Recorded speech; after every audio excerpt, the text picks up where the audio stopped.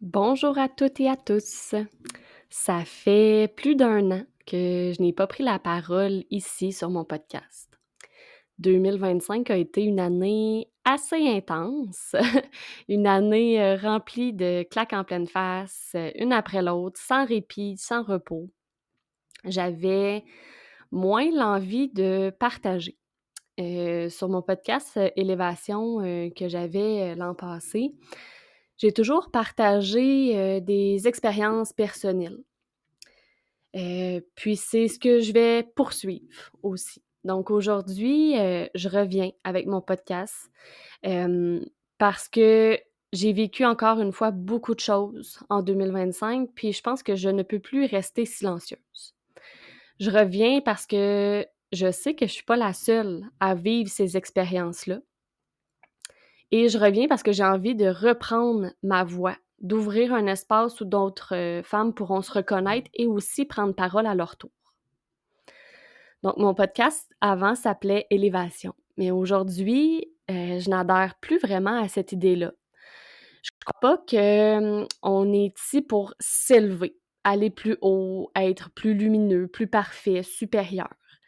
Je pense que ça fait partie d'un conditionnement, des implants, heu puis au fond, ça nous éloigne de nous-mêmes.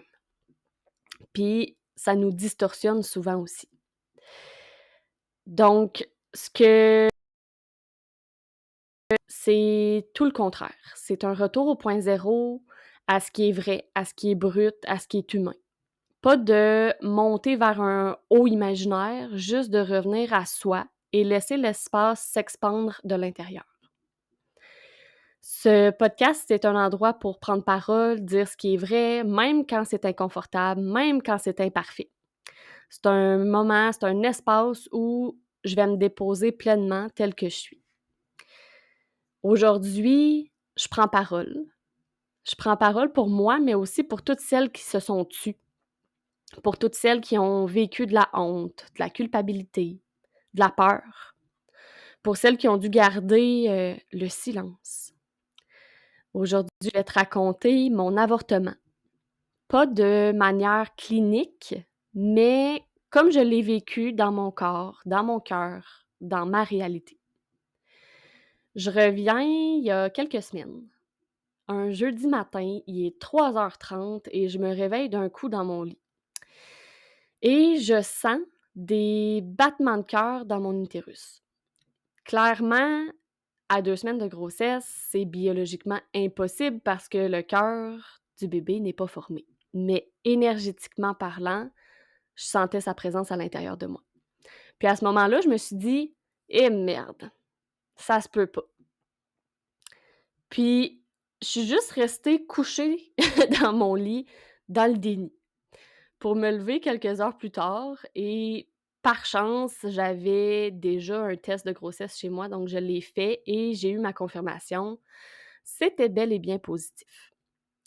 À ce moment-là, on dirait que quand j'ai vu vraiment la confirmation sous mes yeux, je suis tombée à terre, je me suis effondrée, j'étais sous le choc, j'arrêtais pas de pleurer, j'avais de la difficulté à respirer aussi, là, j'avais le cœur qui palpitait, la tête qui arrêtait pas de tourner aussi avec, plein d'idées, plein de scénarios. Surtout parce que 2 jours avant, l'homme que je fréquentais venait de mettre fin à la relation et de façon assez incompréhensible et incohérente. Donc, j'étais déjà dans mes émotions et là, on ajoutait une grossesse d'un homme qui n'est plus présent dans ma vie.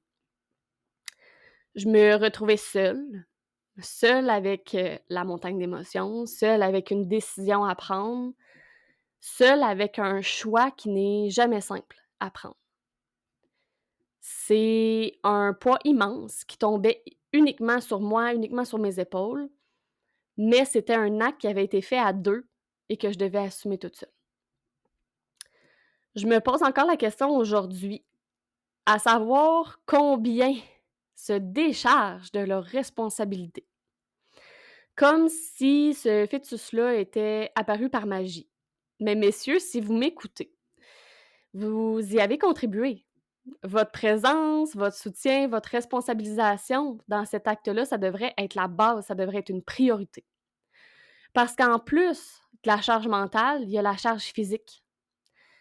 On a les hormones dans le tapis, les émotions sont amplifiées, il y a de la fatigue, il y a des nausées, des vomissements, les seins qui sont sensibles, des tiraillements dans l'utérus, des douleurs dans le bas de dos, puis là, il y en aurait plein des symptômes à dire, mais là, c'est comme les principaux que je vous nomme.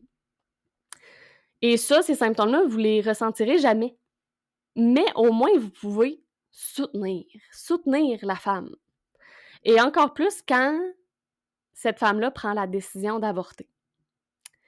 Donc, à ce moment-là, c'était un déchirement pour moi, un déchirement entre le cœur et le mental, entre ce qui est logique et ce qui ne l'est pas pantoute, entre ce que je ressentais et ce que ma réalité me permettait. Et ma réalité, c'est que je suis une maman monoparentale. J'ai un garçon de 6 ans que j'élève seul depuis 6 ans aussi.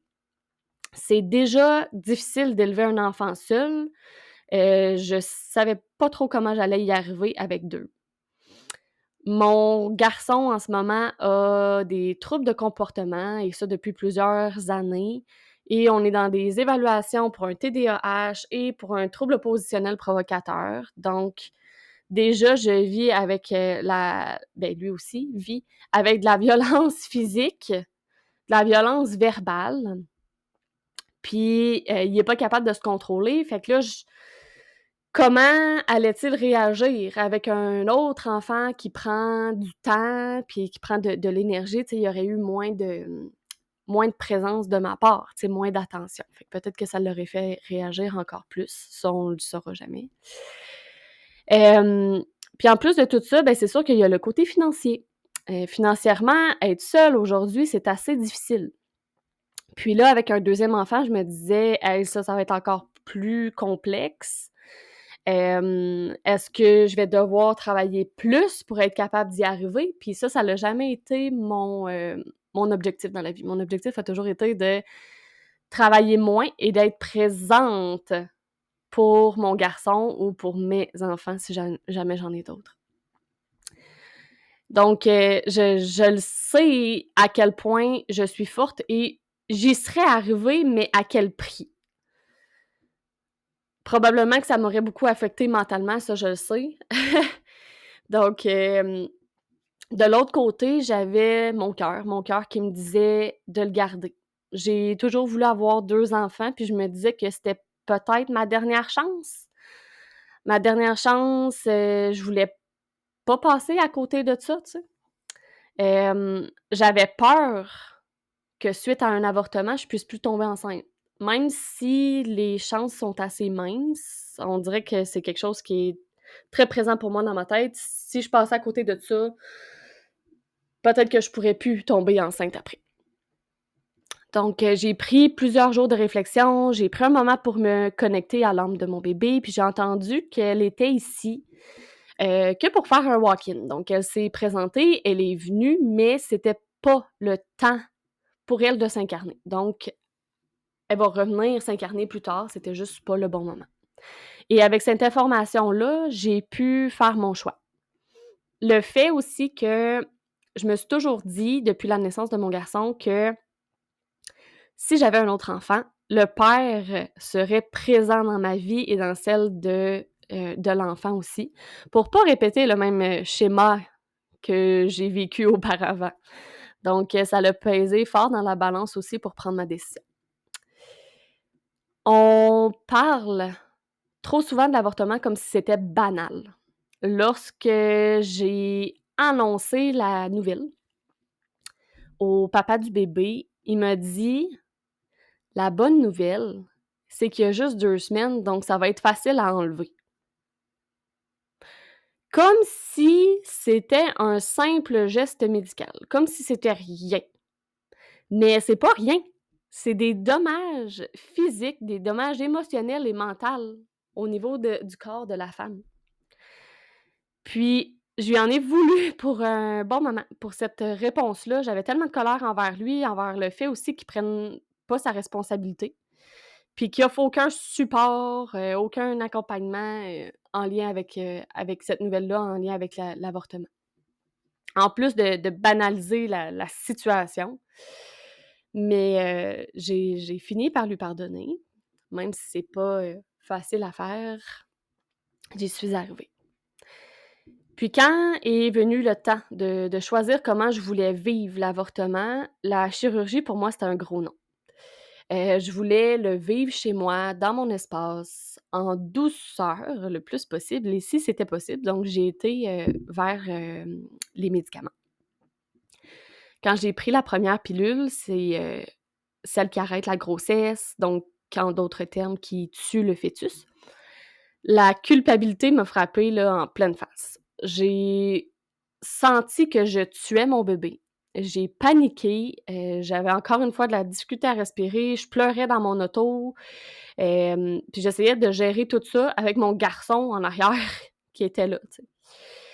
Fait que j'ai parlé avec une amie à ce moment-là qui m'a dit: «La mort est dans la vie et la vie est dans la mort, tout coexiste». Puis sur le coup, ben, je voulais pas entendre ça, mais je me suis remis au point zéro avec la situation, avec l'avortement, avec la culpabilité que ça me faisait vivre, puis avec la mort dans la vie et la vie dans la mort. Puis un peu après, j'ai fini par trouver un apaisement, puis par trouver la paix dans ma décision d'avorter. Donc, le lendemain, j'ai pris le deuxième médicament, celui qui amène les contractions, les saignements et donc l'expulsion du fœtus. C'était celui-là qui me faisait vraiment le plus peur parce qu'on m'avait prescrit de la morphine. Puis là, quand l'infirmière m'a dit ça, je me suis dit: «Aïe aïe, si je dois prendre la morphine, c'est parce que ça va faire vraiment mal». Fait que moi, j'imaginais ça comme si ça allait être, mon accouchement, de mon garçon quand je l'ai accouché à 38 semaines. Mais on va se dire que la grosseur du bébé il était pas la même. Moi, j'ai avorté à 4 semaines, fait que c'est tout petit, petit, petit. Hem, Fait que c'est pas la même chose. Donc, pour revenir à mes peurs, j'avais peur de la douleur. J'avais peur aussi de faire une hémorragie, de trop saigner, de devoir aller, à l'hôpital, ou même aussi que ça fonctionne pas avec les médicaments, même si là, encore une fois, les chances sont faibles, ça me tentait pas que ça finisse en curetage. Et ma peur principale que je vous ai nommée tantôt, la peur de pas pouvoir, tomber enceinte après. Donc, mes peurs étaient assez grosses, assez présentes, mais la réalité a été, beaucoup plus douce. Les douleurs ont été gérables, avec le cocktail, d'Advil et de Tylenol. J'ai pas eu besoin de la morphine, puis, tu sais, oui, ça l'a fait mal. Ça l'a fait mal par moments, quand il y avait des plus grosses contractions, mais pour moi, ça ressemblait beaucoup à des grosses douleurs menstruelles. Puis les saignements, ben, ils ont pas été aussi abondants que je pensais non plus. Donc je m'attendais vraiment au pire, puis en même temps, ben, tu sais, les infirmières aussi nous montrent un peu le pire, là, avec tout ce qui pourrait arriver, si ça dégénère, tu sais. Mais c'est pas ce qui s'est passé, puis je suis vraiment reconnaissante de ça. Je suis reconnaissante que ça se soit déroulé en douceur, que mon corps ait collaboré, que j'ai pas eu de complications finalement. Puis je suis reconnaissante que ma famille puis mes amis aient été présents, vraiment présents pour moi. J'ai un ami qui est venu aussi, cette journée-là où j'ai pris le 2e médicament, hem, pour m'apporter du support. Donc j'y avais demandé la semaine d'avant à savoir s'il pouvait venir, puis sur le coup, quand je lui ai demandé, j'ai dit: «Ouais, mais tu sais, je veux pas te demander de prendre la responsabilité de celui qui aurait dû prendre sa responsabilité». Puis au final, ben, il l'a fait quand même. Il l'a fait quand même, il est venu, il m'a apporté son support, son soutien, puis pour ça, je suis vraiment, vraiment, vraiment reconnaissante envers lui d'avoir été là, parce que ça m'a aidée à passer, au travers ce moment-là. Et je suis consciente que pour plusieurs femmes, ça a pas été aussi doux.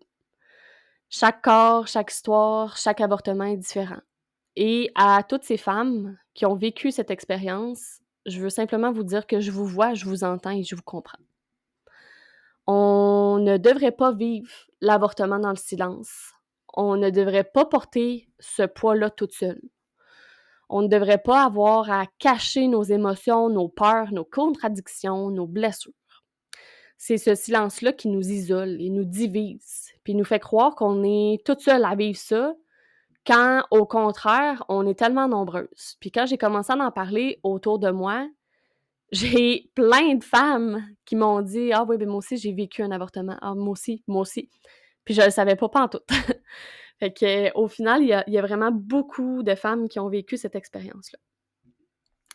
Alors aujourd'hui, j'ouvre un espace pour les femmes, un espace pour la vérité, pour la guérison collective. Si tu as vécu un avortement, peu importe quand, peu importe comment, peu importe ce que tu as ressenti et que tu sens que ta voix a besoin d'être entendue, tu es la bienvenue ici. Tu peux m'écrire ton témoignage, je pourrais le lire avec respect et avec douceur dans un autre podcast. Ou, tu peux venir parler avec moi dans un épisode de femme à femme, dans un espace bienveillant, où rien n'est forcé, où il y a aucun jugement et où tu peux avancer à ton rythme. Tu as pas besoin d'être prête à tout raconter, tu as pas besoin d'avoir les bons mots non plus, tu as juste besoin d'être toi. Parce que plus nos voix s'élèvent, plus on brise la honte et plus on redonne sa justesse à quelque chose que les femmes portent depuis trop longtemps dans l'ombre. Alors merci d'avoir été là avec moi aujourd'hui, merci d'avoir écouté mon histoire et on se retrouve dans le prochain épisode. Bonne journée.